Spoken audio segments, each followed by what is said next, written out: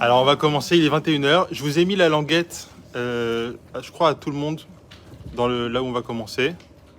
Il y a encore un livre ici si vous voulez.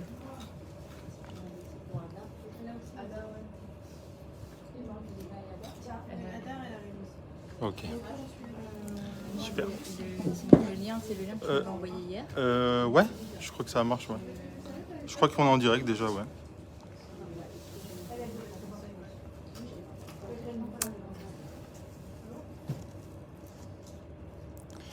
Bon, comme elle a dit Madame Sarfati, c'est la bonne période pour commencer des bonnes décisions.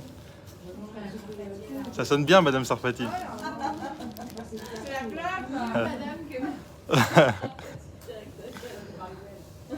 Et on est entre Rosh Hashanah et Kippour, donc c'est les 10 jours de Tchouva.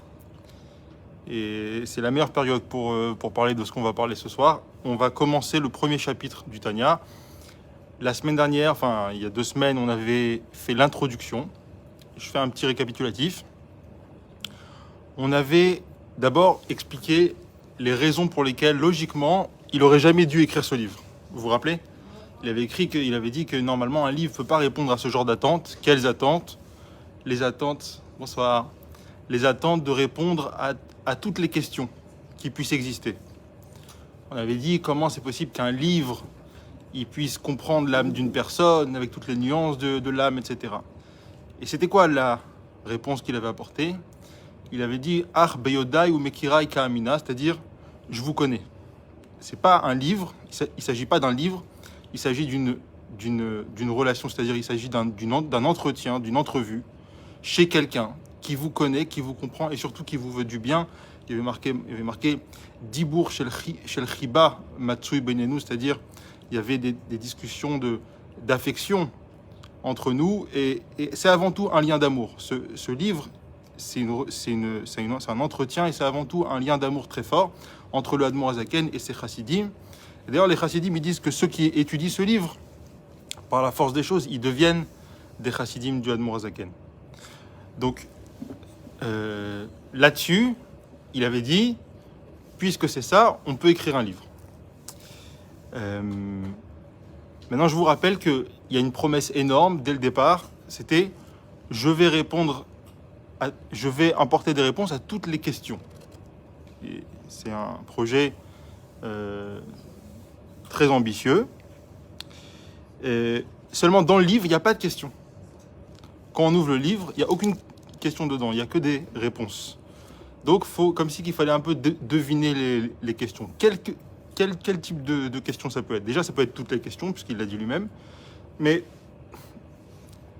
plus spécifiquement, qu'est-ce que ça peut être comme type de question quand on va voir un rabbi ? Quand on va voir quelqu'un comme le Admor Hazaken, qu'est-ce qu'on lui pose comme question ? On lui demande pas sa recette de béchamel. On lui pose des questions importantes, des questions profondes, des questions de la vie. Alors ça pourrait être des questions comme « Rabbi, j'essaye de me connecter à Dieu, ça marche pas. Et me connecter à Dieu, c'est quoi plus précisément, si on veut parler dans des termes plus concrets ? J'essaie de me connecter à mon étincelle divine, c'est-à-dire mon potentiel, ce que je suis vraiment. C'est pas toujours facile. Des fois, je me sens nul. Et puis, des fois, je me sens mieux que les autres. Et après, je m'en veux de m'être senti mieux que les autres. Des fois, j'ai peur. Des fois, j'ai mes névroses, j'ai mes vieux démons qui ressortent. J'arrive pas à être la mère que je voudrais être, que je pourrais être. J'arrive pas à être le père que je pourrais être. J'arrive pas à être le mari, la femme. J'arrive pas à être l'ami, la personne. Je sais, je sens que je peux être quelque chose, j'arrive pas à l'être. Ce genre de questions. Et est-ce que j'arriverai un jour à être ce que je peux être ? Est-ce que j'arriverai à toucher cette étincelle divine qui est en moi ? Est-ce que j'arriverai à toucher mon âme et surtout à dévoiler mon âme ? À dévoiler ce potentiel divin que j'ai en moi ? Ce qu'on avait oublié de dire, enfin ce que j'ai oublié de vous dire, c'est que dans pas la préface, dans la couverture du livre, il a dit qu'il allait expliquer un pasouk, le pasouk Kikarov Elecha Adavar. Il disait que la chose est proche de toi, c'est-à-dire elle est accessible. C'est quoi cette chose-là ? C'est justement de se connecter à ce potentiel divin. La chose, elle est accessible. Et il dit, je vais l'expliquer, Bederer Aruka Uktsara. C'est quoi Bederer Aruka Uktsara? De la manière longue et courte. Si c'est long, c'est pas court. Si c'est court, c'est pas long. Ça veut dire quoi de la manière longue et courte? Alors en fait, ça fait référence à une histoire dans le Talmud de Jérusalem. C'est un sage qui dit, moi, il n'y a personne qui peut me la faire. Sauf un jour, je me suis fait avoir par un enfant à Jérusalem. Je lui demandais mon chemin pour aller à Jérusalem. Et il m'a dit, tu veux le chemin long et court ou court et long? Je lui ai dit, je veux le chemin court et long. Mais tant que c'est court, ça me va. Ok, alors va par là. Il va par le chemin. Et en effet, il voit que c'est un super raccourci. Mais au bout de quelques instants, il se retrouve face à une embûche. Il est obligé de faire demi-tour. Il retrouve l'enfant, il lui dit, qu'est-ce que tu m'as fait? Tu m'as envoyé dans une embûche, c'est un cul-de-sac là-bas. Il rigole, l'enfant, il lui dit, ah, tu m'as dit que tu voulais court et long. Au final, ça finit par être long. Si tu veux le chemin long et court, je te le donne. Le chemin long et court, c'est quoi? C'est un chemin, au début, il est fastidieux, mais au final, on arrive à destination. Ça me rappelle une anecdote. Ben Gurion, il disait, quand il rentrait dans le taxi, il disait au chauffeur de taxi, il disait « Saléat animemaer, roule doucement, je suis pressé. » Dire « Roule doucement, j'ai pas le temps d'accrochage, j'ai pas le temps d'accident. Roule doucement, je suis pressé. » C'est un petit peu ça. C'est-à-dire que quand on veut apporter des vraies réponses de fond, il n'y a pas de raccourci. Le hackamol, ça suffira pas. Il faut comprendre ce qui se passe. Ça me rappelle quand ça fait 15 ans que j'ai une double hernie discale. Voilà. Mais apparemment, la moitié de l'humanité a ça. Alors, il y a 15 ans, quand ça a commencé, au début, j'avais très peur. Je ne comprenais pas ce qui m'arrivait. J'avais mal dans la cuisse. J'avais des douleurs, tu te rappelles? J'avais des douleurs atroces. Bon, pendant longtemps, j'ai rien fait parce que ça venait et ça partait. Ça va? Pritza de disque. J'avais j'étais pritza de disque. Il y a 15 ans. Si vous comprenez, il y a quelque chose que vous ne comprenez pas, vous me dites. Super. Mangez. Pourquoi vous ne mangez pas? Mangez. Servez-vous. Servez-vous. Tout est fait maison, merci à ma femme. Alors, et donc j'avais cette double hernie discale, prise de disque. Et je suis allé voir des médecins, ils m'ont dit non, je vois rien, tout ça. Bon, à la fin, j'ai fait une IRM. J'ai attendu 6 mois pour avoir une IRM. Je fais une IRM. Je vais voir un chirurgien orthopède. Un russe, entendu. Il regarde, il me dit, il regarde l'IRM et me dit, j'ai même pas besoin de t'ausculter, c'est pas assez grave pour que je t'opère. Donc tu vas prendre des médicaments et la douleur, elle va partir. Je dis, mais ça va pas régler le problème, ça. Il me dit, c'est quoi le problème? C'est que t'as mal. Eh ben, tu prends du Hackamol, t'auras plus mal. Le problème, il est réglé. Je savais même pas quoi... J'étais choqué, je savais pas quoi dire. Je lui dis, mais c'est pour ça que t'as fait 10 ans d'études pour me donner du Hackamol? Et il s'est énervé, il me dit, bon, sors dehors. Tu comprends? Il comprenait pas. Bravo. Parce que il regarde juste le symptôme. Il regarde pas le fond du problème. Je suis allé voir quelques semaines plus tard, on m'a conseillé un ostéopathe super, à Ramat Aviv, je sais même plus comment il s'appelle. Un vieux monsieur très sympathique. Je suis arrivé chez lui, il a regardé l'IRM, il m'a dit, ah mais c'est très simple, je vais vous expliquer, asseyez-vous. Il m'a tout expliqué, il m'a dit, regardez, il y a une colonne vertébrale. Des deux côtés de la colonne vertébrale, il y a des muscles. Chez vous, il y a un côté qui est plus musclé que l'autre. Donc dès que vous avez une petite contraction, un petit coup de masgane, un petit coup de stress, un coup d'angoisse, un coup de machin, qu'est-ce qui se passe? Il y a un côté qui tire la colonne vertébrale. Et ça, au fil des ans, qu'est-ce que ça fait? Ça appuie sur le nerf sciatique. Donc dès que vous avez un coup de fatigue, un coup de stress, machin, ça tire la colonne vertébrale, ça appuie sur le nerf sciatique. Vous croyez que vous avez mal à la cuisse, ça n'a rien à voir avec la cuisse, c'est parce que vous avez un côté qui est plus musclé que l'autre. Vous inquiétez pas, c'est rien du tout, on va faire quelques exercices, vous allez rééquilibrer ça. Ça fait 10 ans que je vis avec ça. De temps en temps, j'ai un peu mal, je fais les exercices et ça part. Comment il a fait ça? Et sans ne donner aucun cachet, tout simplement en rentrant dans le vif du sujet, dans les tenants et les aboutissants. Ok? C'est ça, Derer Aruka Uktsara. Le Tanya, c'est pas une BD.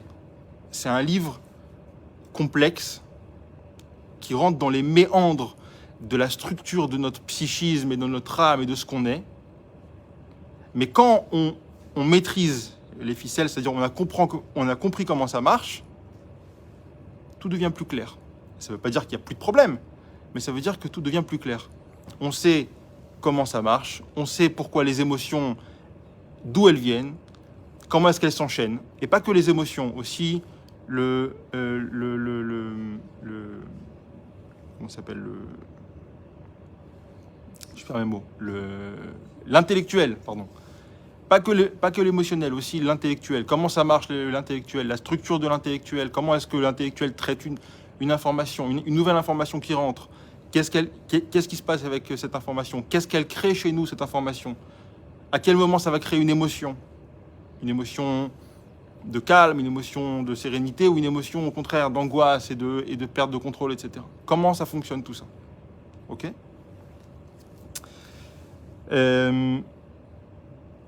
Là, on va commencer le premier chapitre.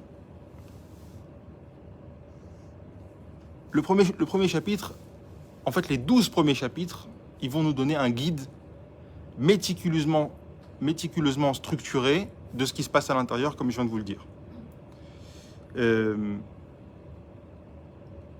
Le premier chapitre, il est un peu différent des autres.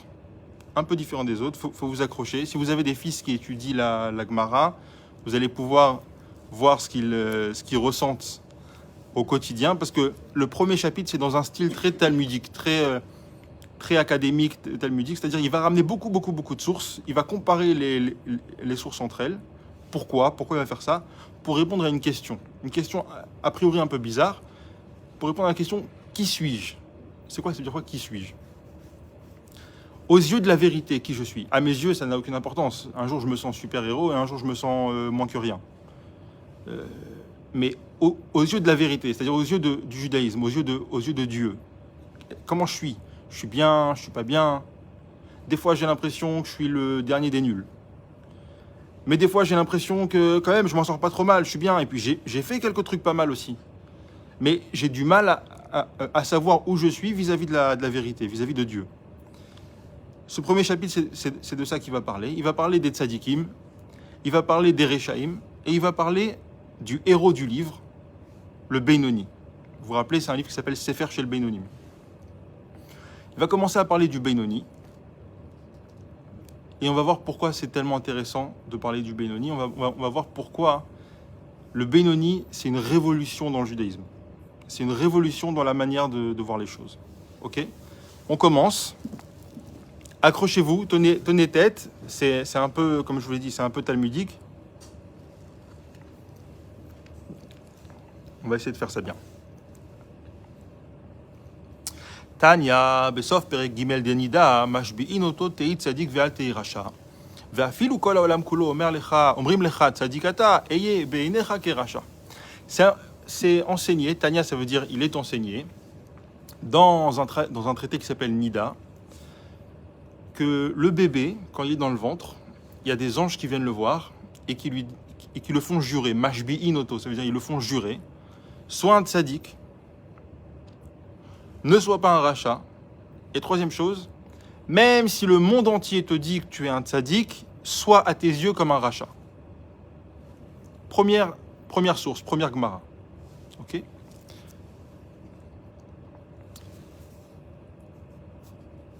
Première question qu'il va poser. Vetsarich lehavin, il faut comprendre. Dehatnan, pourtant il est enseigné dans Pirkei Avot, dans le deuxième chapitre de Pirkei Avot. Ve'al tehi racha bifnei atzmecha. Ne sois pas comme un rachat à tes propres yeux. Pourquoi c'est enseigné ça? Quel est le problème de se voir comme un rachat? Quel est le problème de se voir comme un loser? Exactement. Comment c'est possible d'avancer dans la vie quand on se voit comme un loser? Je veux être un bon père et il y a une petite voix à l'intérieur qui me dit t'es nul, t'es nul, t'es nul, t'es nul. C'est impossible d'être un bon père comme ça. Et donc, c'est peut-être pour ça que Pirkei Avot, il nous dit ne sois jamais un rachat à tes yeux, à tes propres yeux. Et il dit, hein? Ivriout. Non, pas de problème. Vous mangez pas, hein? Ma femme, elle a fait à manger. Vegam, il pose une autre question. Et même, disons, ok, disons qu'il se voit comme un rachat. Yira levavo veillé atsev. Velo yuchal la'avod et Hashem besimcha ou betuv levav, c'est ce qu'on a dit. Il va se voir comme un rachat. Il va être triste. Il ne pourra jamais servir Dieu dans la joie. Or, Dieu, on peut le servir que dans la joie. Et d'ailleurs, toute chose qu'on veut réussir dans la vie, si on n'a pas la joie, c'est impossible. La joie, c'est l'enthousiasme, pas forcément de danser, mais il faut de l'enthousiasme, sinon c'est impossible de réussir. Maintenant, il dit, ok, veim lo yira levavo klal mise yochol lavo lidei kalut chas v'shalom. Il dit, ok, non, alors disons, on dit comme ça. Non, je me vois comme un rachat, mais t'inquiète pas, je vais pas être triste. Alors, c'est quoi le problème? C'est pire que ça, il devient cynique. Il se voit comme un rachat, et ça lui fait rien. Il dit non, ça va, t'inquiète pas, je sais que je suis un, comme ils disent les catholiques, on est tous des fauteurs. Je suis un rachat, t'inquiète pas, ça me fait rien, mais si ça te fait rien, c'est un problème, c'est encore pire, t'es devenu insensible, t'es devenu cynique. Donc, ça marche pas non plus.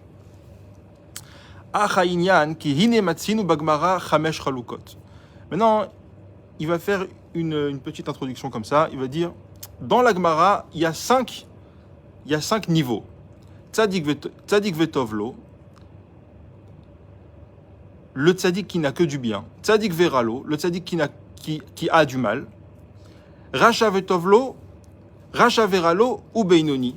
Donc on a le tzadik qui a du bien, tzadik qui a du mal, racha qui a du mal, qui a du bien, racha qui a du mal, et l'intermédiaire, le beinoni. Ou pirshu bagmara tzadik vetovlo, tzadik gamour. Tzadik veralo, tzadik sheino gamour. La Gemara, elle explique, ça veut dire quoi tzadik vetovlo? C'est pas forcément un tzadik qui kiffe. C'est-à-dire un tzadik à qui il arrive que des trucs bien. C'est pas forcément ça. C'est aussi, peut-être c'est ça aussi, mais c'est aussi le fait de dire tzadik, un tzadik vetovlo, ça veut dire que c'est un tzadik gamour. Tovlo, ça veut dire qu'il a que du bien. Tzadik veralo, c'est un tzadik, mais à l'intérieur de lui, il a aussi un peu de mal. Donc là, on ne parle pas du nombre de mitzvot qu'il a fait ou du nombre d'avérotes qu'il a fait. On parle de ce qui se passe à l'intérieur. À l'intérieur de quoi? À l'intérieur par rapport à ce que je ressens de lui, ou ce que lui est vraiment dans son intérieur en faisant des Shabbat? À l'intérieur de ce qui se passe vraiment de manière objective. Donc en vrai, personne ne peut savoir ça à part de qui est tzaddik, puisque Oui, nous-mêmes, c'est vrai, vous avez raison. on a dit la dernière fois, personne ne peut savoir vraiment ce qu'on a chacun, même nos enfants, au final, on ne peut pas savoir ce qu'ils ont vraiment. La seule personne qui peut le juger tzaddik. C'est vrai, vous avez absolument raison. Sauf que ça a un impact direct sur la vie. Et l'impact, on peut le voir. C'est-à-dire, si on dit qu'un tzaddik gamour, c'est quelqu'un qui n'a pas de yetzer hara, par exemple. Si un jour il passe devant une rôtisserie pas cachère et qu'il a très envie de manger du poulet, il sait au moins qu'il n'est pas de tzaddik gamour. Parce qu'il a un yetzer hara. Par exemple. Ok ? Mais on va voir un peu plus tard, ça va s'éclaircir. Re'aya me'emna. Re'aya me'emna, c'est une partie du Zohar. Parashat Mishpatim, Pirshu tzadik veralo she'ara shebo kafuf latov vechule. Dans le Zohar, il y a marqué un tzadik qui a du mal, c'est quoi?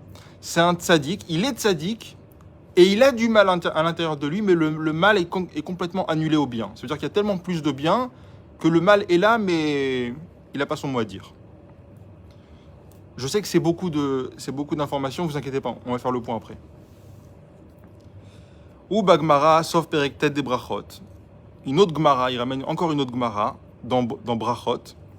Il dit Tzadikim Yetzer Tov Shoftan, Rechaim Yetzer Hara Shoftam, Beinonim Zeveze Shoftam Vechule. Il dit c'est quoi la différence? Dans cette partie du Zohar, il explique c'est quoi la différence entre un tzadik, un racha et un Benoni. C'est que le tzadik, il est jugé par son Yetzer Tov. Ça veut dire quoi? C'est quoi un juge? Le juge, c'est celui qui a le dernier mot. Ça veut dire, chez le tzaddik, celui qui a le dernier mot, entre guillemets, à l'intérieur, c'est son Yetzer Tov. Chez un rachat, qui a le dernier mot? Celui qui l'emporte à chaque fois, c'est le Yetzer Hara. Et le Beinoni, il est tiraillé entre les deux. Et il vit une vie de guerre et de lutte, où il a toujours ces deux voix à l'intérieur de lui qui lui disent va là-bas, etc. C'est ça que dit la Gemara dans Brachot.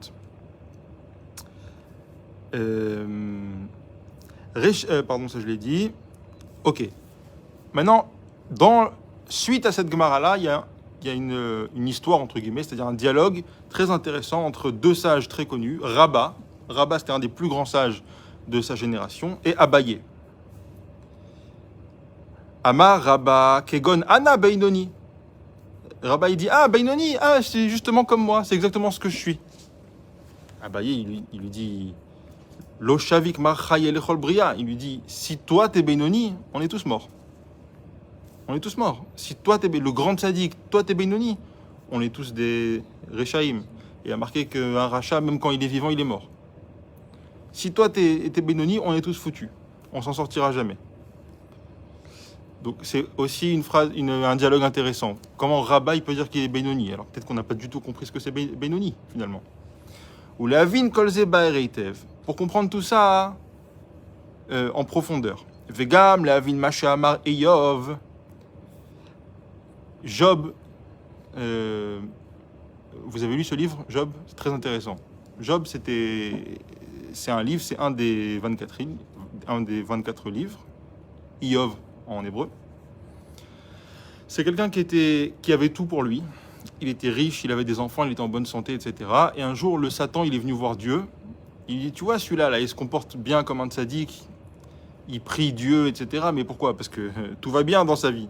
Enlève-lui un petit peu tout ça, tu vas voir comment il va se comporter. Et Dieu fait ça, et petit à petit, il commence à perdre son bétail. Il commence à perdre toute sa richesse. Après, lo alenu, il perd ses enfants. Après,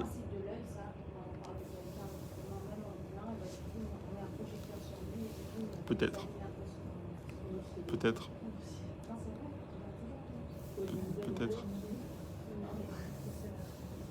En tout cas, il a tout perdu, le pauvre. Il a perdu sa famille. Il est tombé malade. Il a eu la lèpre.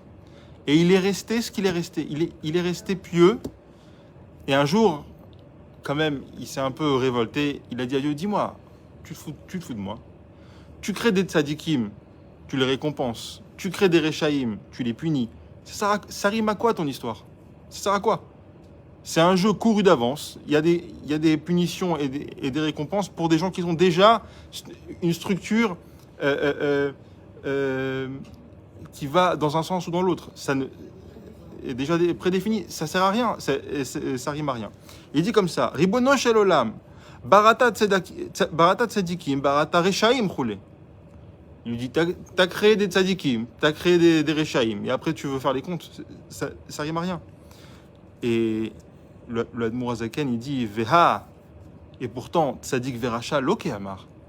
Dans la Gemara, la Gemara du tout début, où on parlait du bébé qui est dans le ventre, cette même Gemara là-bas, elle dit qu'un bébé avant de naître, on sait s'il va être grand, s'il va être petit, s'il va être riche, s'il va être pauvre, s'il va être beau, s'il va pas être beau, s'il va être... Hein? Mais pas Racha et Tzadik. Ça, on ne sait pas. Tzadik veracha loke amar. Pourquoi? Exactement, parce que à kol mishamaim, chutz miyirat shamaim. Il y a une chose qui dépend de nous à 100%, et on a le libre arbitre à 100%, c'est est-ce qu'on va être Tzadik ou Racha. C'est-à-dire, est-ce qu'on va faire une mitzvah ou est-ce qu'on va pas faire une mitzvah. Ça nous appartient. La richesse, la beauté, la gloire, la famille dans laquelle on est. Qui choisit ça? Aujourd'hui, il y a des débats, je veux être un homme, je veux être une femme. On ne décide pas de ces choses-là. Est-ce qu'on décide, est-ce que je suis un homme, est-ce que je suis une femme? On décide. C'est une très très bonne question. Il y a beaucoup de Mahamarim qui parlent de ça. Hein? Déjà, un juif, il peut changer le cours des choses, mais il y a des choses qu'il ne peut pas changer. Je dis, je veux être un cactus. J'aurais beau prier jusqu'à demain, je ne serai jamais un cactus. Alors, pour ce qui est de la parnassa, par exemple, c'est expliqué que, déjà, on peut changer le mazal, et deuxièmement, même quand la parnassa, elle est décidée, c'est pas dit que ça va se traduire dans le monde physique en parnassa d'argent. Des fois, c'est de la parnassa qui reste spirituelle. Or, on a besoin que ça se traduise en parnassa d'argent. Et c'est pour ça qu'il faut prier chaque jour pour faire descendre les choses. Ok? C'était la petite parenthèse. Mais en tout cas, Tzadik et Racha, on ne l'a pas dit ça. Et pourtant, Job, il dit bien, tu as créé des tzadikim, tu as créé des réchés. Maintenant, Job, c'est pas Stam, une personne comme ça. C'était un prophète, donc il sait ce qu'il dit. Alors, il va falloir faire la part des choses entre ce qu'il dit Job à Dieu, tu as créé des réchaïm, tu as créé des tzadikim, Et la règle d'or qu'on connaît bien, que Dieu laisse la chance à chacun de faire son chemin en ce qui concerne Yirat Shamaim, c'est-à-dire en ce qui concerne Torah et Mitzvot, en ce qui concerne son comportement. Chacun a le choix. Donc il faudra faire la part des choses, parce que pour l'instant, on a une marloquette, comme on dit. Ok. Encore une fois, je répète, je sais que c'est un peu technique. Accrochez-vous. Et après, on va faire le point, ok? Ça va pour l'instant? Super. Vegam lehavin mahut madregata beinoni. Maintenant, comprendre aussi qu'est-ce que c'est la nature essentielle du Beinoni. C'est quoi ce Beinoni? C'est quoi ce moitié-moitié? Qu'est-ce que ça veut dire moitié-moitié? Qu'est-ce que ça veut dire moitié-moitié? Quand je suis en train de faire quelque chose de bien, je suis quelqu'un de bien. Quand je fais quelque chose de mal, je suis quelqu'un de mal. C'est quoi moitié-moitié? C'est quoi? Pardon? Il veut, mais c'est dur de faire. Ah, pas mal, pas mal. Chez Bevadaï, Eino Mertsas Ruyot ou Mertsa Avonot, il dit bien entendu, on ne peut pas dire que c'est un moitié-moitié. Ça veut dire quoi moitié-moitié? Ça n'existe pas. Pourquoi? Chez Imken, Erta Rabba Beatzmo, lo Marshu Beinoni. Si on dit qu'un Beinoni, c'est un homme qui a un bilan à l'équilibre, c'est-à-dire moitié mitzvot, moitié avonot, comment Rabba, il a pu dire de lui-même que c'est un Beinoni? Comment il a pu dire un truc pareil? Rabba, c'est marqué sur lui, il est marqué Venoda delo pasik pumemi girsa.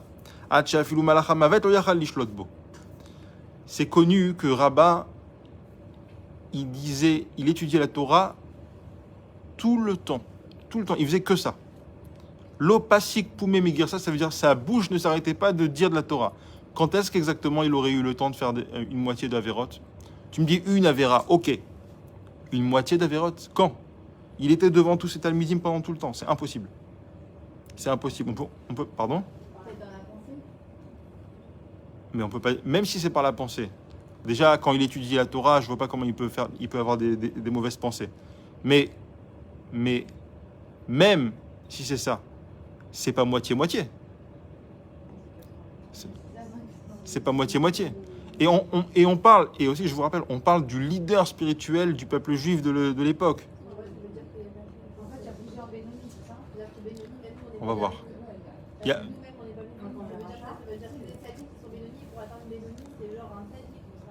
N'allez pas trop vite en besogne. Vous allez voir.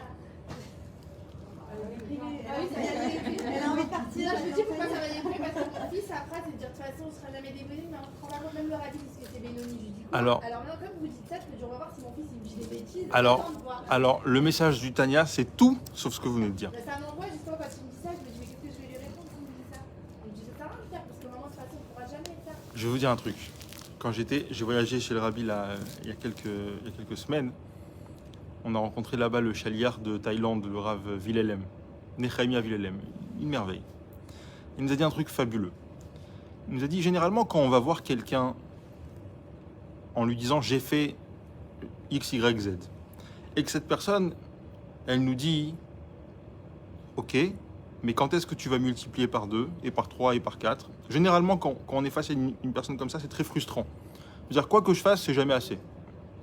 Bizarrement, le rabbi, c'est ce qu'il répondait à tout le monde, et tout le monde sortait de là-bas enchanté. Pourquoi? Pourquoi quand le rabbi répondait aux lettres, je ne sais pas si vous avez déjà vu les lettres, les réponses du rabbi, c'est magnifique. Quand quelqu'un lui écrivait une lettre, par exemple, est-ce que je devrais aller en shlichut? Il ne disait pas oui ou non. Il barrait est-ce que, et il entourait ou il entourait pas. Il laissait comme ça, je devrais aller en shlichut. Pourquoi il faisait ça? Pour nous montrer que la réponse, elle est déjà chez nous. Lui, c'est pas lui qui fait les choses. Il répond pas. Il nous montre que le potentiel est déjà chez nous. C'est exactement ce que fait là le Tania. On n'y est pas encore, mais puisque vous en parlez. Ça nous montre notre potentiel. Aujourd'hui, notre potentiel, il nous paraît c'est impossible. C'est impossible. Non seulement c'est possible, mais en réalité, vous l'êtes déjà en puissance. Vous l'êtes déjà en puissance. Il suffit juste de creuser un petit peu à l'intérieur et comprendre que c'est ce que vous avez toujours été. Ça, c'est le message du Tania. Ça, c'est le message du Tania.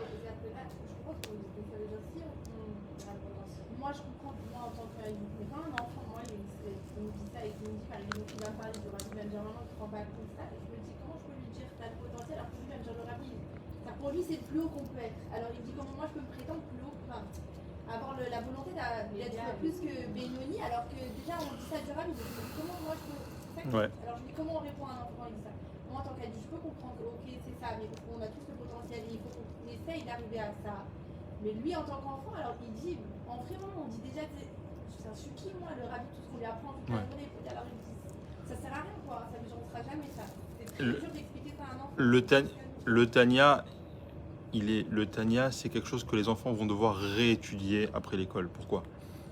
Parce que c'est une bonne chose, mais il y a le revers de la médaille. Ils leur bourrent le crâne avec le Tanya depuis qu'ils sont petits. Et Tanya par cœur, et Tanya ceci, et Tanya cela. Le problème, c'est que dans la plupart des cas, ils ne savent pas du tout ce que c'est Tanya.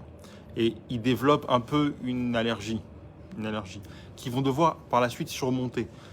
Un des plus grands rabbanim chez Chabad aujourd'hui, c'est un rav de qui j'ai énormément appris, c'est le rav Jacobson, il est aux États-Unis. Il dit que lui, quand il a fini l'école, il avait 16-17 ans, c'était déjà un génie. Un jour, on lui a proposé de commencer à donner un cours de Tanya. Il a dit, Tanya, c'est mort, ça ne m'intéresse pas du tout. Comment ça ne t'intéresse pas? C'est la base de la Chassidut Chabad. Comment tu dis que ça ne t'intéresse pas? On a besoin de toi, il faut que tu donnes un cours de Tanya. Alors il a commencé à réécouter les cours de Rabbi Yoel, le scribe du rabbi, le choser du rabbi. Il a commencé à redécouvrir Tanya. Il dit, mais c'est pas du tout ce que je croyais. À l'âge adulte, il faut redécouvrir Tanya. C'est normal que les enfants ils aient ce genre de questions. Il faut juste prier pour qu'ils rencontrent les bonnes personnes et qu'ils ouvrent le bon livre et Bezrat Hashem. Mais en tout cas, le message du Tanya, c'est comme je vous l'ai dit, c'est vous dire que non seulement, c'est pas uniquement que vous pouvez y arriver, c'est que vous l'êtes déjà, vous l'avez toujours été. Ok, on y reviendra. C'est le message. Au 14e chapitre, on va beaucoup parler de ça, etc. Là, on est au premier chapitre pour l'instant. Donc, mais est-ce que vous avez un début de réponse? Je vais vous donner une réponse plus facile pour un enfant. Il y a une histoire très connue avec Reb Nissan Nemanov, c'était le mashpia de la yeshiva de Brunois en France.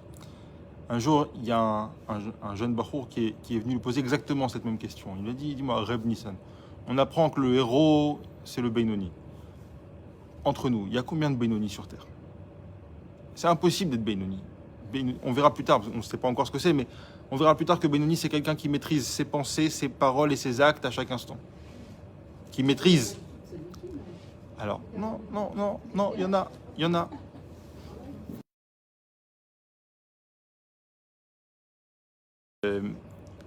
Reb Nissan, qu'est-ce qu'il lui a dit?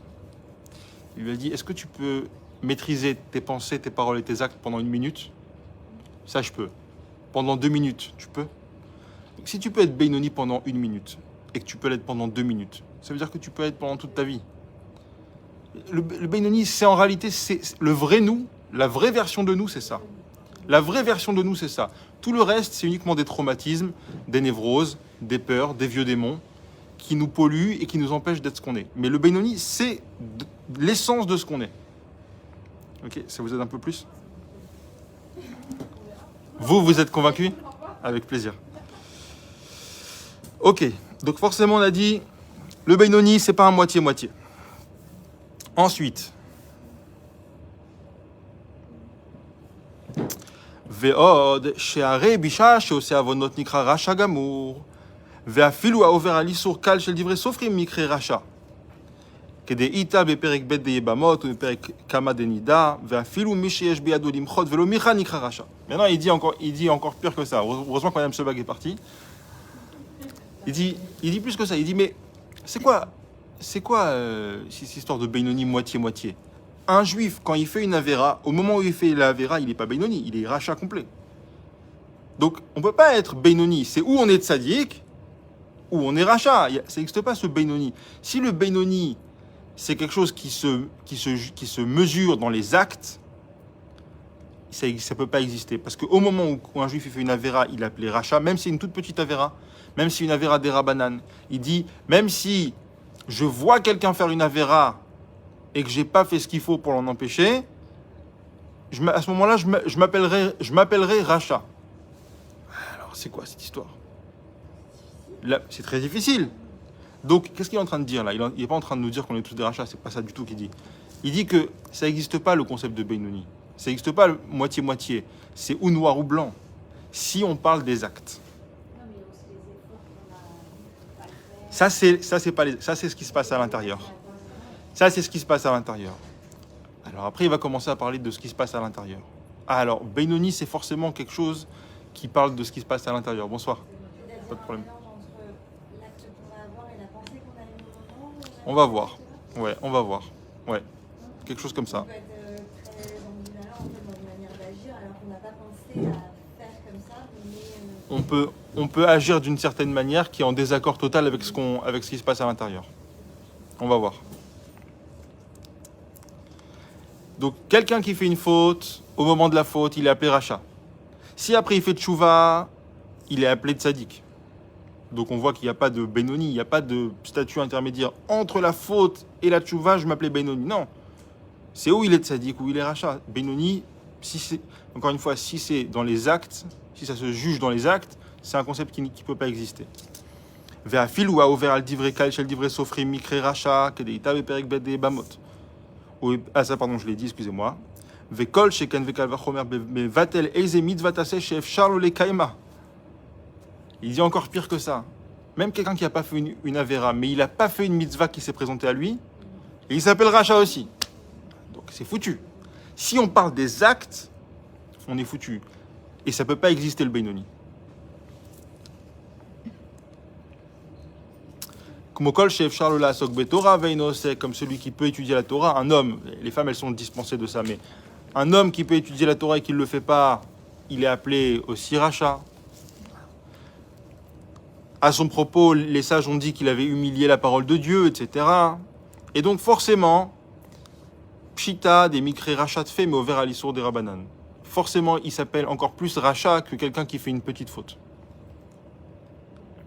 Ve'imken al korchecha, et là on va commencer à parler du Benoni. Et donc si c'est ainsi, forcément, al korchecha ça veut dire, on est obligé d'arriver à la conclusion. Ha Benoni, ein bo afilu avon bitul Torah. Le Benoni, c'est quelqu'un qui n'a aucune faute. Ah. Alors, c'est un tzaddik. Alors, c'est pas un Benoni. Prends l'appel le Benoni, alors. On va voir. Et d'ailleurs, c'est pour ça que Rabba, il a dit que c'était lui-même un Benoni. Parce que Rabba avait lui-même aucune faute. Et donc, il a dit qu'il était Benoni. Là, ça a plus de sens.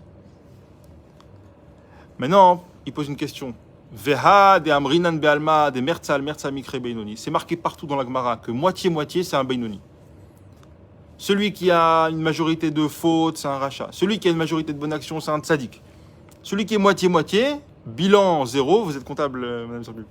Bilan 0, c'est-à-dire bilan à l'équilibre, c'est ça comme ça qu'on appelle. C'est Benoni. C'est marqué partout. Alors maintenant, qu'est-ce qui se passe maintenant? On me dit que... Oui.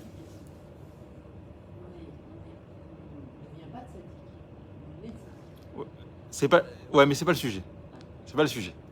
2 minutes. Je voulais juste savoir sur quoi on tend. Ouais.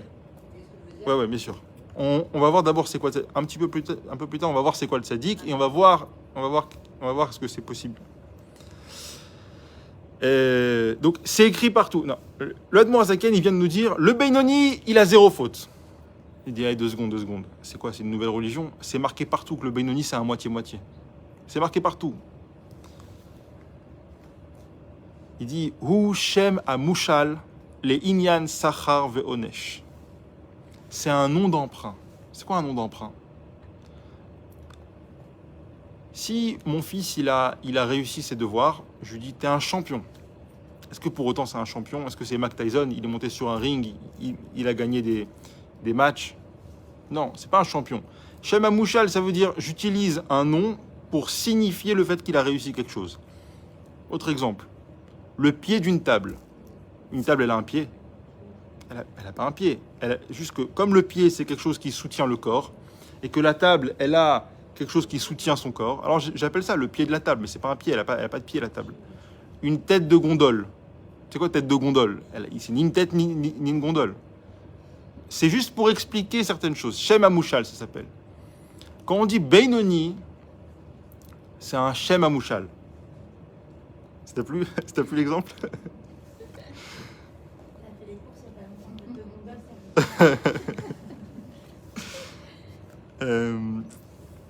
Il dit, quand on dit Benoni comme ça, Benoni, Tzadik, Racha, il dit c'est juste un nom d'emprunt. C'est pas la nature essentielle du nom. C'est pas ça que ça veut vraiment dire. Pourquoi? Il dit, c'est quoi cette histoire? Oui, on utilise ce nom d'emprunt, pourquoi? Pour parler des punitions et des récompenses. Après 120 ans, quand on arrive, il y a le jugement.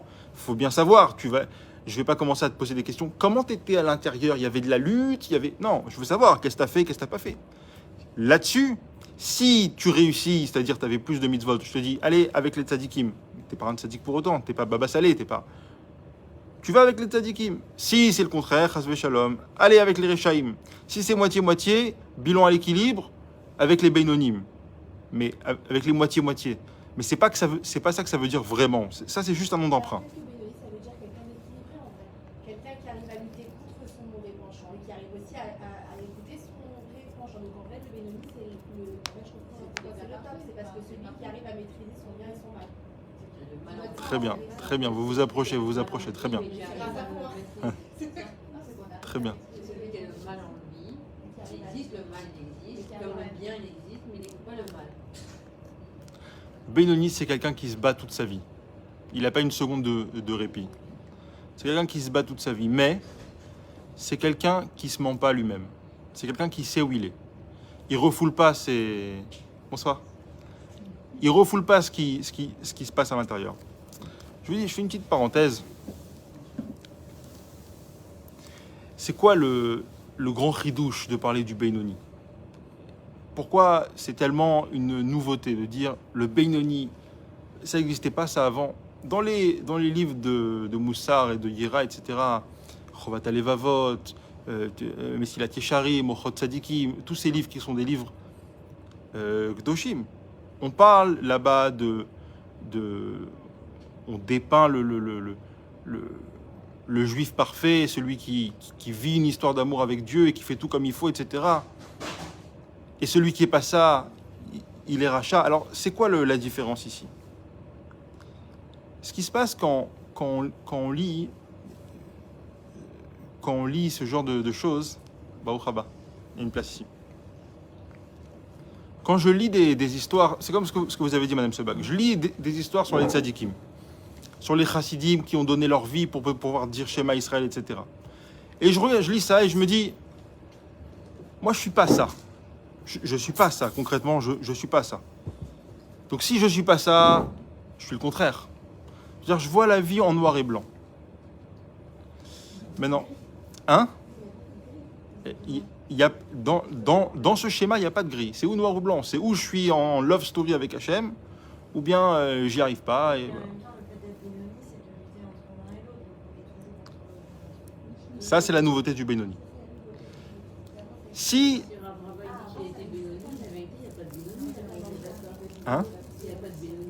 On va voir. Rabat, en réalité, on va voir plus tard que Rabat n'était pas un Benoni. On va voir beaucoup plus tard pourquoi il pouvait dire qu'il était Benoni. En réalité, c'était un tzaddik.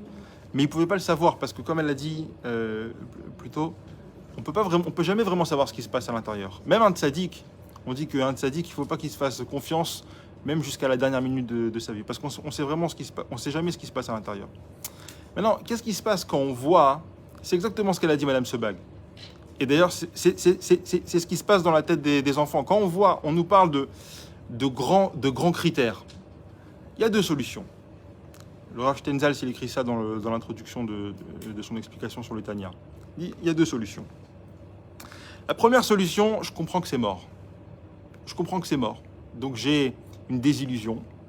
Je comprends que c'est mort. Alors, je vais garder une vie religieuse parce que bon, voilà, c'est une vie... Je sais que je ne vais pas mettre les enfants dans des écoles pas religieuses parce que je sais que c'est pas... Je vais à la Sina, même le Shabbat, j'y vais, je reste dedans. Mais j'ai une grande désillusion en moi. Je sais que j'y arriverai jamais. Et je fais semblant. Je fais semblant d'y croire. La deuxième option, elle est peut-être pire. Je crois que j'y suis vraiment. Ça veut dire que je me prends pour cette personne. On me parle d'un tzaddik, etc. Et je me prends pour cette personne. Seulement, qu'est-ce qui se passe? À l'intérieur, ce n'est pas le cas.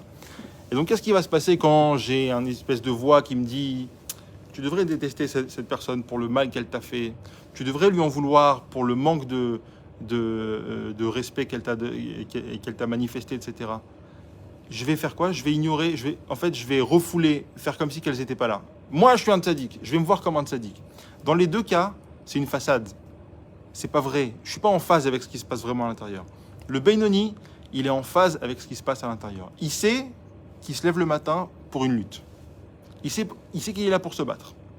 Il sait qu'il est là pour se battre. Mais, et ça c'est le plus important, il sait qu'à la seconde où il naît, il a les forces pour affronter tout ça. Pourquoi? Parce que c'est ce qu'il est déjà. Il est déjà Beinoni. Et d'ailleurs, au tout début, il y a marqué Mashbi'in oto teit tzadik, mais ça peut se lire aussi Masbi'in oto teit tzadik valti racha. C'est quoi Masbi'in? Mashbi'in, c'est on le fait jurer. Masbi'in, c'est quoi? On le rassasie. C'est pourquoi on le rassasie? On le rassasie de force pour pouvoir être tzadik et paracha. Alors, pour la baïdi tzadik, etc., c'est nos discussions.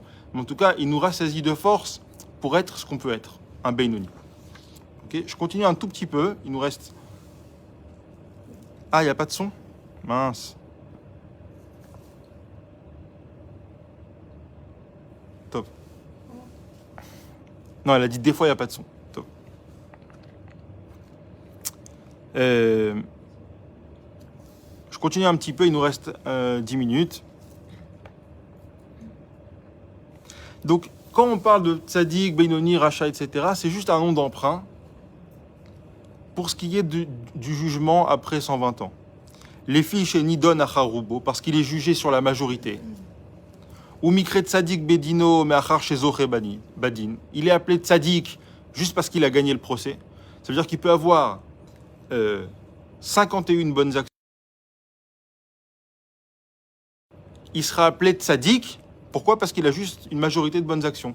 Pour autant, est-ce que c'est un Tzadik, comme on dit aujourd'hui, c'est un Tzadik? C'est un, je sais pas moi, un tzaddik qu'on va voir pour avoir des brachot? Non, rien à voir. C'est juste un nom d'emprunt. Aval, Leinyan, Amitat, Shem, Atoar. Maintenant, on va voir c'est quoi, Madame Zerbi. Maintenant, on va voir c'est quoi un tzaddik. Aval, Leinyan, Shem, Atoar, Ve'amala, Shel Maalat, ou Madregat, Chalukot, Tzadikim, ou Beinonim. Amrou Rabotenu Zal, Tzadikim, Yetzer Tov, Shoftan, Sheneemar, Ve'libi, Chalal, Bekirbi. Pour ce qui est du vrai sens de tzaddik, c'est quoi?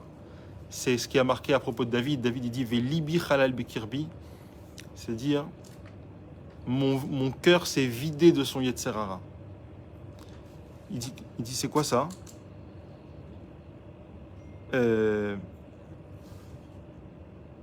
Chez En lo yetzer hara ki argo beta'anit. C'est quoi un tzaddik? C'est quelqu'un qui n'a plus de yetzer hara. Et donc plus de lutte. Le tzaddik, c'est pas quelqu'un qui faute pas. C'est quelqu'un qui lutte pas. Le tzaddik, c'est pas quelqu'un qui faute pas. Le Beinoni aussi, il faute pas. Seulement le Beinoni, il lutte. Le tzaddik, il lutte pas. Il lutte pas pour ça, en tout cas. Il y a une histoire avec le Tzemar Tzedek. Un jour, il y a une femme qui est venue pour lui demander une bracha et elle s'est baissée un petit peu et son chemisier était un petit peu ouvert. Et donc il a vu son décolleté et il a vomi sur place. Pourquoi il a vomi sur place? Parce que tout son être est écœuré par ce qui ne devrait pas être, par la faute. Une personne normale, disons ce qu'on appelle un grand tzaddik, un grand rabbin, et qu'est-ce qu'il va faire? Il va vite détourner le regard. Pourquoi? Parce qu'il sait que c'est dangereux. Il sait qu'il peut y avoir une lutte là, donc il s'en échappe. Mais quelqu'un qui est un tzaddik, c'est-à-dire il n'a plus de yetzer hara. C'est tout son corps qui est imprégné par ça. Il n'y a plus de lutte. Tout son corps, il est écœuré par la faute. On raconte aussi une histoire avec Rabbi Nahum de Tchernobyl. Un jour, il a demandé un verre de lait. On lui a amené un verre de lait. Et il ne l'a pas vu. 10 minutes plus tard, il a redemandé un verre de lait. Donc son majordome, il a dit « Je ne comprends pas, il m'a redemandé un verre de lait alors qu'il ne l'a pas touché. » Bon, il va en cuisine et le cuisinier lui dit « Dis-moi, c'est toi qui as pris un verre de lait d'ici? C'est pas du lait chamour. » Il dit « Ah, j'ai compris pourquoi mon admour, il ne l'a pas vu. » Parce qu'un tzaddik qui est un tzaddik avec le vrai nom de tzaddik, pas juste un nom d'emprunt, Il n'est pas concerné par la faute. À 100%, vous avez absolument raison.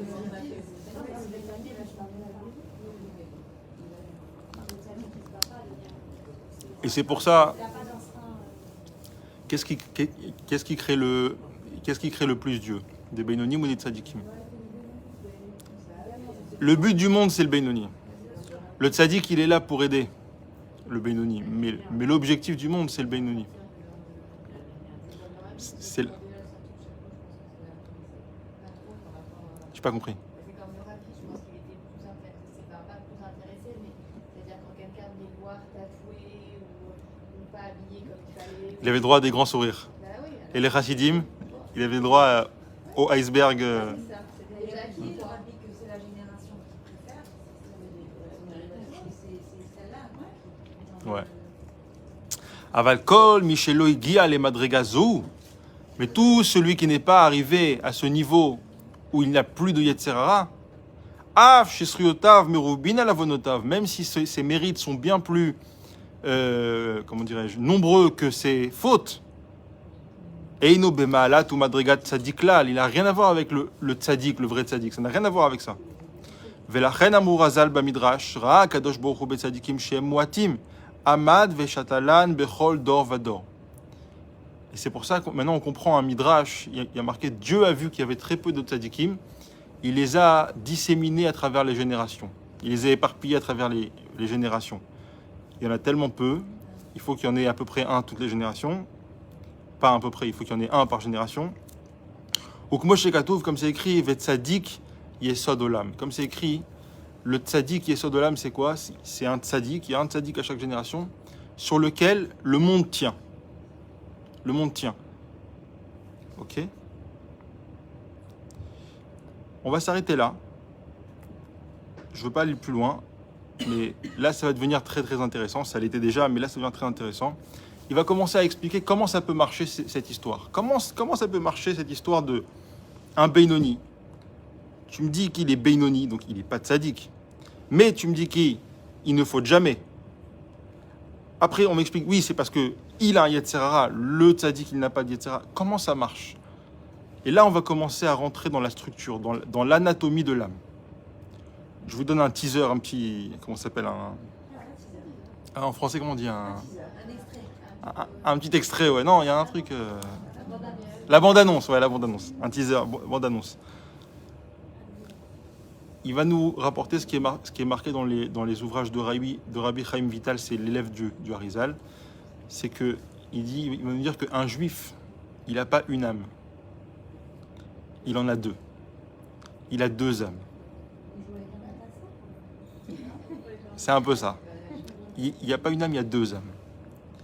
Et d'ailleurs, ce qu'on croyait linéaire, c'est-à-dire il y a moi, il y a le moi, et puis j'ai une petite voix Jiminy Cricket bien et Jiminy Cricket mauvais, et c'est linéaire. Il y en a un qui me tire à droite, l'autre il me tire à gauche, et moi je dois faire mon choix. Il va nous donner un modèle qui est en réalité beaucoup plus complexe que ça. Il n'y a pas de deux voix, il y a moi, et ce moi, c'est deux choses. C'est deux âmes. C'est quoi une âme? Dans ce contexte-là, c'est quoi une âme? C'est une volonté. C'est-à-dire qu'un juif, encore une fois, peut-être qu'il y a ce concept aussi chez les non-juifs, mais nous on est là pour parler de nous. Okay? Un juif, il a toujours deux types de moteurs. C'est comme une voiture hybride. Il a toujours deux types de moteurs. C'est pas qu'il y en a un qui tire à droite et l'autre qui tire à gauche. C'est que les deux moteurs ne parlent pas le même langage. Des fois, ils vont vouloir la même chose les deux. Pourquoi? Parce que ça les arrange les deux. Mais ça ne veut pas dire qu'ils ont les mêmes intentions. Ils parlent un langage tout à fait différent. J'en dis pas plus, Bezrat Hashem. Si vous voulez, si vous avez des questions, on peut écouter les questions. Et après, je vous laisse tranquille. Oui. Je pense que ça va être des gros aspects. Ouais. Allez-y. Le Benoni, en vérité, Les Benoni. d'aujourd'hui, quoi. Ouais. On ne peut pas être que des Benoni. D'accord. Non seulement. Non seulement. Est-ce qu'on peut être sur certaines choses où on réussit à faire, il y a une lutte, mais que quoi qu'il arrive, on la fera pas à la faute. Très très bien. Évidemment, travailler. Très très bien. On sait que Alors, deux choses. On peut avoir un peu, ouais, Un petit peu. Alors, deux choses. Je vais vous dire ma réponse en deux étapes. La première étape, c'est comme j'ai dit à Madame Sebag. Non seulement on peut tous l'être, mais on l'est déjà tous. En puissance, c'est exactement ce qu'on est. Ça veut dire que si on pouvait avoir une discussion avec le vrai nous, ça serait un Benoni. C'est ce qu'on est vraiment. Ah, pourtant, je vois que dans le quotidien, c'est pas ça. Ça, c'est ce qui s'appelle de la pollution. C'est de la pollution des démons, des névroses, des peurs, tout un tas de choses qui nous empêchent d'être ce qu'on est vraiment. Mais ce qu'on est vraiment, c'est un Benoni. Maintenant, c'est la première réponse. Première réponse, elle laisse sur notre fin. Elle dit, ok, d'accord, j'ai compris, c'est ce que je suis vraiment. Mais du jour au lendemain, c'est impossible, techniquement, dans les faits, de réaliser ce potentiel. Alors, il y a ce qui s'appelle Zeher Anpin, c'est-à-dire, il y a des concepts qui s'appliquent à des parts de notre vie. C'est-à-dire, c'est comme une photo. Si je prends une photo d'une personne, il y a toute la personne dans la photo, mais la photo, elle fait 10 cm sur 10 cm. Une personne, elle ne fait pas cette taille-là, espérons. Mais dans la photo, je retrouve toute la personne. C'est exactement pareil. Je peux prendre une photo du Benoni. Je prends une photo du Benoni, le concept du Benoni, et je peux l'appliquer à des pans de ma vie. Comme vous avez dit, par exemple. Il y a tout un domaine de ma vie où je suis même pas Benoni, je suis tzaddik. À savoir, les pires fautes qui puissent exister. C'est des choses qui me dégoûtent. Je sais pas moi, des trucs horribles, sans les nommer, des trucs horribles que si je le vois, je vais être écœuré, je peux même vomir. Ça veut dire que sur ces fautes-là, je suis tzaddik déjà. Je suis écœuré par la chose. Il y a des choses sur lesquelles je suis peut-être même tzaddik. Peut-être pas tzaddik gamour, mais tzaddik presque gamour. C'est-à-dire, par exemple, mettre les tefilines le matin, c'est pas une lutte pour moi. Je me pose pas le matin la question, tu crois que je les mets ce matin, les tefilines ou pas? Pourquoi? Parce que ça fait plusieurs années que tous les matins, j'ai pris la décision de mettre les tefilines tous les matins. Donc c'est devenu pour moi, c'est pas uniquement une routine, c'est que ça fait partie de moi. Je lutte pas pour ça. Très très bonne question. On est Benoni, parce que dans la Torah, on a étudié la Torah et on est sans faute. Très, Donc, très bon. à la base, on est, et en fait, on doit juste redevenir. Ouais. Un enfant, en réalité, il rentre pas tellement dans ces critères-là. Pourquoi? Parce qu'un enfant, au début, il n'a pas les deux âmes. Au début, il a que l'âme animale. C'est quoi? Il a pas de, c'est même pas, c'est-à-dire que ça répond pas aux mêmes critères. À la bar mitzvah et bat mitzvah, il a les deux âmes entièrement installées dans le processeur. Et là, le combat commence. Ok? Donc, il y a certains domaines dans ma vie sur lesquels je suis tzaddik, je suis écœuré par la chose. Il y a des domaines dans ma vie sur lesquels je ne sais pas que je suis écœuré. Hein, je veux pas. Si un jour, chasvé shalom, on me prend mes tefilines, je ne pense pas que je vais vomir. Je pense pas que c'est à ce niveau-là. J'aurai les boules. Je ne pense pas que je vais vomir. Donc, je ne suis peut-être pas un tzaddik, mais je suis plus qu'un Benoni, parce qu'il n'y a pas de lutte. Il y a des choses sur lesquelles je suis Benoni, c'est-à-dire, des fois, ça va être dur pour moi, mais je ne vais jamais tomber. Par exemple, Idour Kashrut. Ne pas manger certaines kashruyot. Alors que je sais qu'il y en a qui sont cachères, mais j'ai pris la décision, je ne mange pas ces kashruyot. Parce qu'il y a toujours un doute, on ne sait jamais. Je sais qu'il y a une chance sur 100 qu'il y a un truc pas cachère là-dedans, mais j'ai pris la décision de ne pas jouer avec le feu. Et bien ça, quand j'ai une grosse faim, je suis affamé et qu'il n'y a rien d'autre à côté, c'est une lutte. Alors, je ne dis pas que je tombe jamais, parce que je ne suis pas là pour parler de moi, mais ça pourrait être le cas. Je dis, voilà, je sais, des fois c'est dur, mais je tombe jamais. Ça, c'est être Benoni, sur un pan de ma vie. Les Nerot Shabbat, Tarat Amishpacha, c'est des choses, des fois c'est dur, mais je le fais toujours. Je suis Benoni. Et, on n'est pas là pour parler de ça, mais il y a aussi, Chazvé Shalom, des choses sur lesquelles je suis ni tzaddik, ni Benoni, sans nommer.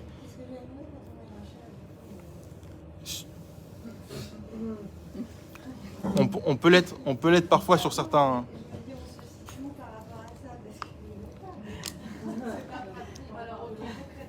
mais c'est vrai, ça veut dire que quand on est rachat, non mais du coup j'ai du mal à situer le rachat par rapport à ça aussi, parce qu'il y a un espoir d'arriver à quelque chose. Absolument, à partir du moment où on peut diviser les choses par domaine, c'est-à-dire, par exemple, j'ai pris la décision pour moi de faire une mitzvah qu'avant je ne faisais pas. Donc avant, j'étais ni tzaddik ni Benoni sur cette chose-là. J'ai commencé à le faire. Au début, c'est dur pour moi.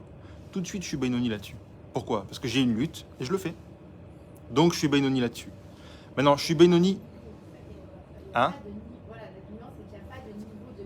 Ça veut dire de Benoni, c'est par rapport à chacun ce que nous, de là où on parle de Benoni en vrai. En réalité. Quelqu'un qui n'a jamais rien fait, mais qui va faire un peu, alors elle est déjà dans l'état de Benoni. Sur ce domaine-là, ouais. Ça veut dire qu'il faut qu'elle fasse oui, sur le de ça, en fait, c'est personnel. Bien sûr que c'est personnel. Bien sûr. Bien sûr que c'est personnel.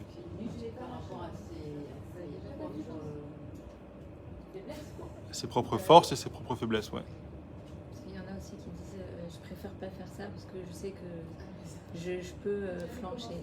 Vaut mieux, Ah non, c'est sûr que c'est toujours une. De toute façon, il y a une histoire comme ça avec le. Dans l'Italien, on dit qu'il y a justement mettre la barrière avant la barrière. C'est le travail d'un juif, c'est de mettre la barrière avant la barrière. Parce qu'on n'est que des bénonis, on essaye en tout cas de se protéger des rachets. On sait qu'on peut tomber. On a Ouais, il y a un Yom Yom comme ça, vous savez, un Yom Yom c'est le livre des dictons quotidiens. Chaque jour il y a un dicton. Il y a un des dictons comme ça qui dit que le critère pour savoir si la volonté elle vient de l'âme animale ou de l'âme divine, c'est le résultat concret. C'est-à-dire est-ce que finalement ça va engendrer une bonne action. Je donne un exemple. Rabbi Yosef Karo, celui qui a écrit le Shulchan Aruch, livre que tout le peuple d'Israël utilise aujourd'hui. Pendant des années, il avait envie de le faire, mais il se disait qui je suis pour le faire, comment ça va être accepté, peut-être que c'est pas la bonne chose à faire, qu'est-ce que j'en sais finalement. Ok, ça lui a mis beaucoup de temps à décider de le faire. Le jour où il l'a fait, il a dit maintenant je sais rétroactivement que tous ces doutes que j'ai eus, c'était que le Yetzer Hara. Le critère final, c'est toujours d'avancer. Il y a des domaines dans ma vie où je suis pas encore Benoni. Petit à petit, je prends un domaine et je dis sur ça, je veux être Benoni, je veux lutter. Je sais que ça va être dur, mais je veux arrêter de tomber. Et quand à l'inverse, on dit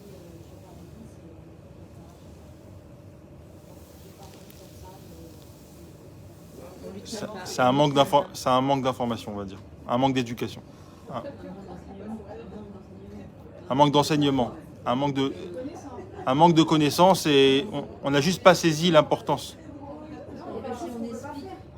On veut pas faire, ouais. Oui, mais si on apprend les choses, et on les connaît dans la connaissance et on connaît la conséquence de ces choses, alors même si on n'a pas envie de faire, on a cette chose à l'intérieur de nous qui permet de s'accrocher à ça.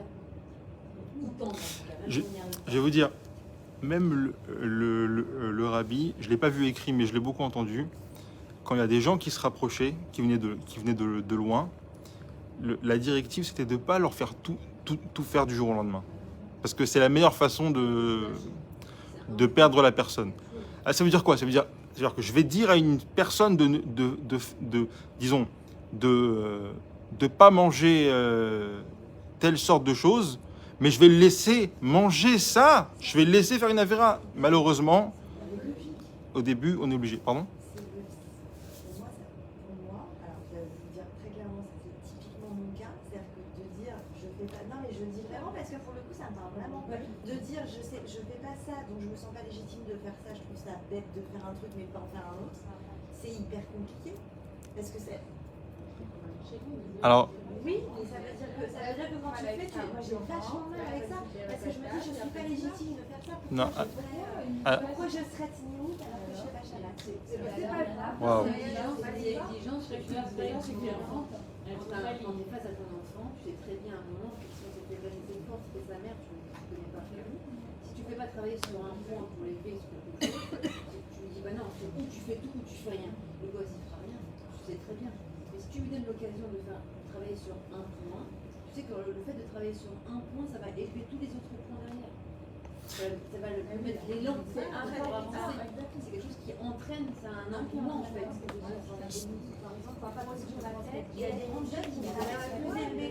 Oui, mais malgré tout, vous avez dans le principe, vous avez dans le principe, c'est vrai que ça peut peut-être paraître bizarre pour les gens extérieurs, mais les gens extérieurs, souvent, c'est pas très important. Mais déjà, merci de votre sincérité, et c'est super de parler de cas pratiques. Je sais que le rabbi, il a dit beaucoup de fois à des gens que c'est marqué dans la Gemara, Chatov vechol chatov ushti. Ça veut dire quoi?